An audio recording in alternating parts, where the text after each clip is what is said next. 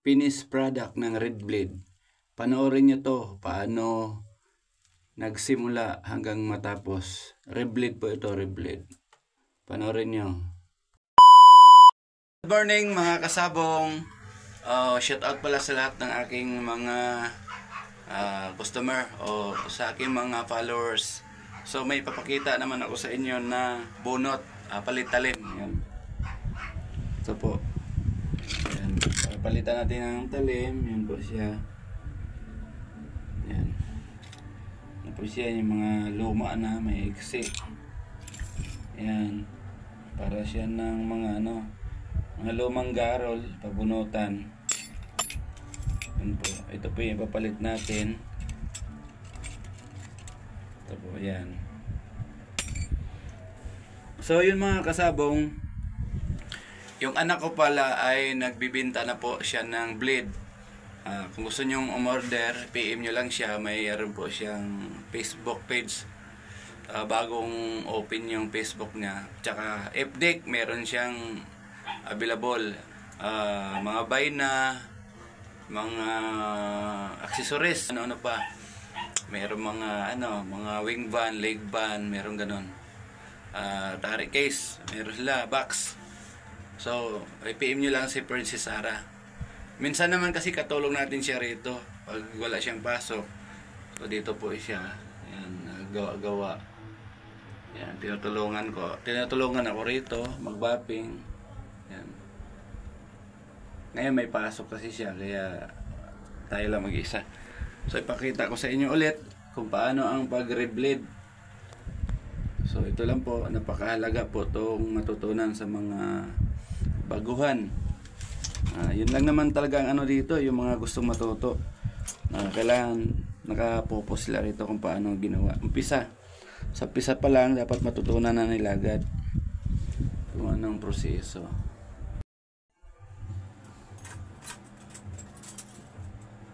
Tayo mga kasabong, mag-reblade. So ito po ay reblade natin. Ilang piraso to? 6. Tapos itong isa, tanggal na yan. Bali po, umpisa natin ito mga kasabong. Tatanggalin muna natin yung talas niya, yung talim. Ayan. Para di po tayo sumabit dito.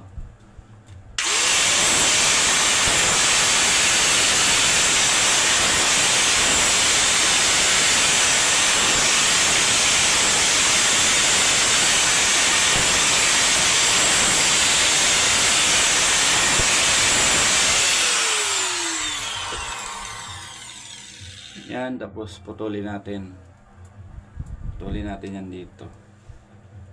Huwag nating hinangin yung painitan natin ng apoy ito.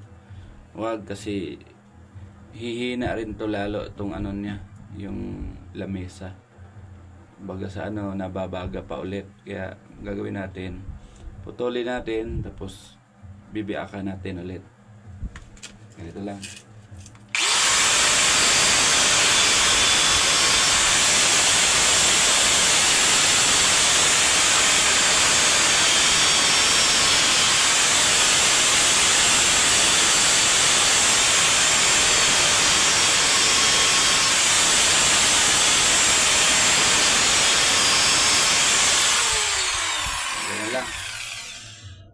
Tapos gumamit tayo ng vice grip para siguradong di tayo mayayay.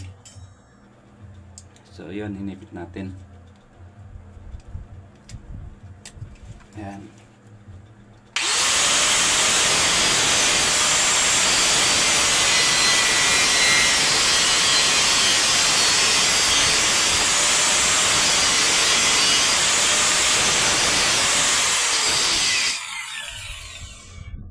Yung niya masyadong mahaba, yung lamesa, bawasan natin. Yan, masyadong mahaba, yan.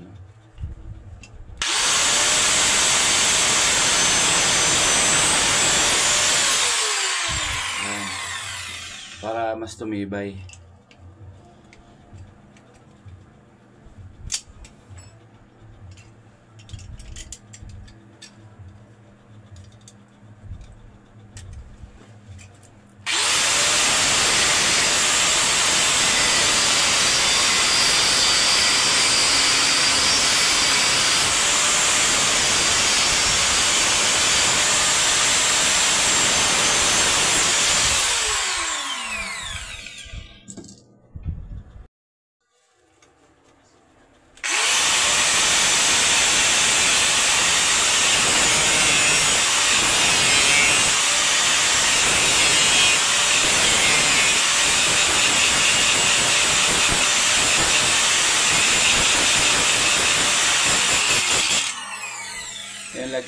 lagyan natin ng gatla para kakapitan ng tanso. Yan, ito lang. Yan, may gatla siya, may hiwa. Yan. Mukhang blurred ah. Yan, may hiwa siya.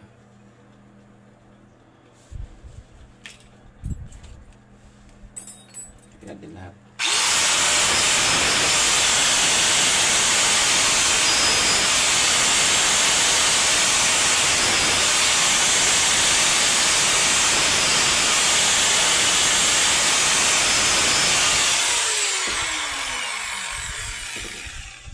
Lagyan natin yung talim. Yan. Pupukin natin.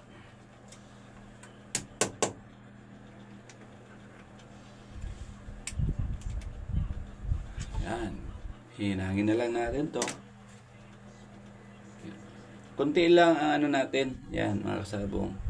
Kunti lang yung kaskasin natin para sumikip dito. Para sumikip dito sa loob. Yan. Kaya pinupukpok natin para pumasok.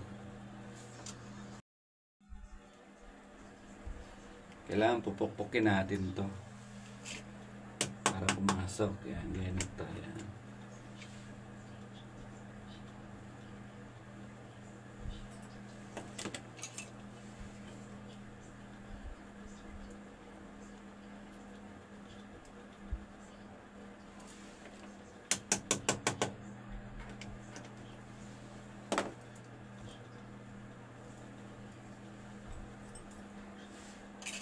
Ano po to?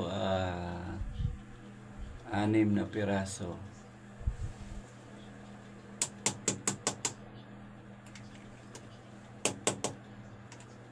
Dandahan lang po tayo kasi nag-isa lang po tayo gumagawa.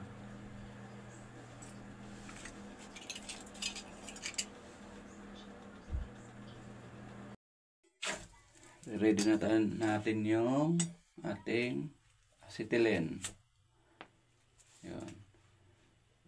Bali po ang apoy niya ay huwag namang kalakasan dahil napaka-piranggot lang naman yung hinangin natin. Yun.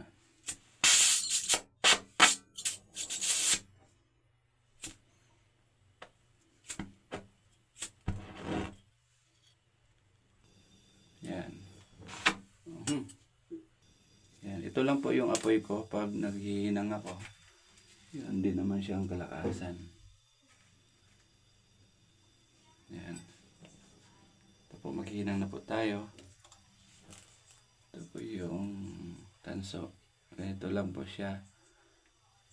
Painitan nyo. Tapos dito naman sa garol, bago nyo itapat tong borax. Yan. Para yung borax, ipasok nyo muna doon. Tutunawin mo. Tapat mo lang dito. Yan, para magkaroon ng laman yan. Yan. Yan, papasokan na siya ng borax bago nyo patunawan.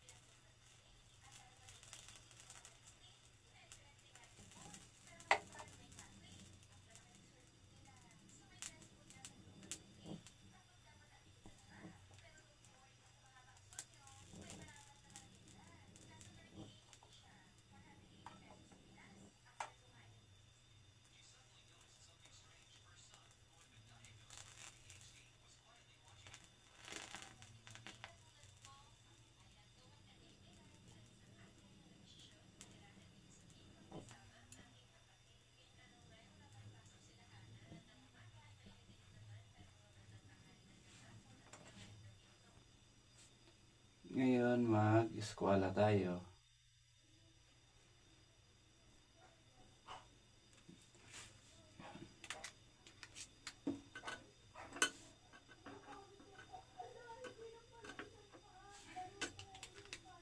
Siguro pa ng konti. Ipitin pa natin. Yeah. Yun. Eskwela na. Yan, tanggalin natin.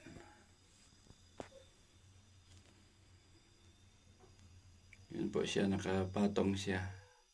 Eskwela. Yan.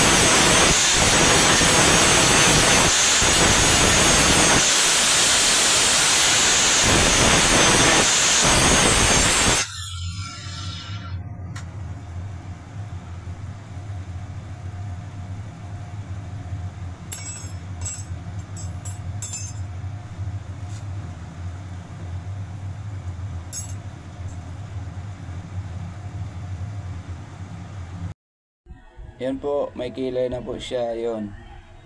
Hasain na natin yan para bubuhayin na natin yung kilay na. Yan. Okay, let's go.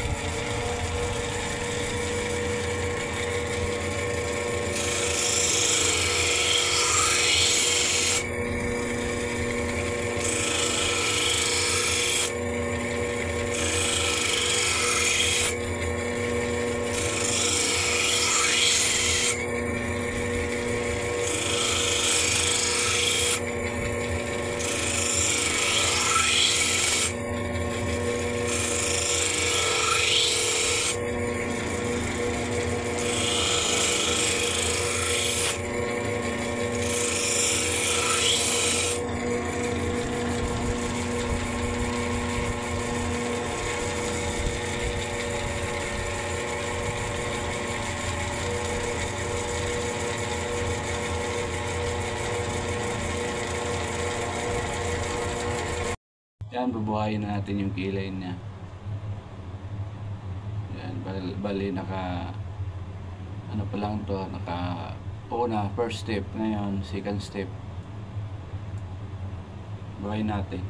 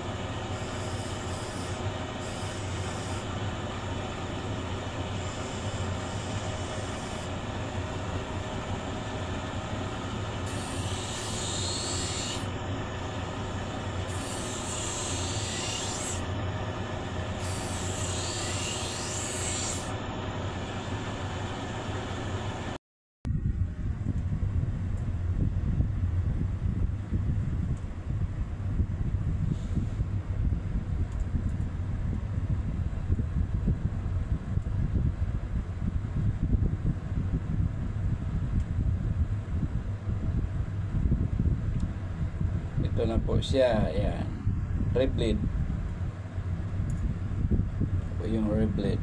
Ayan, nagiging brand niya na, tingnan.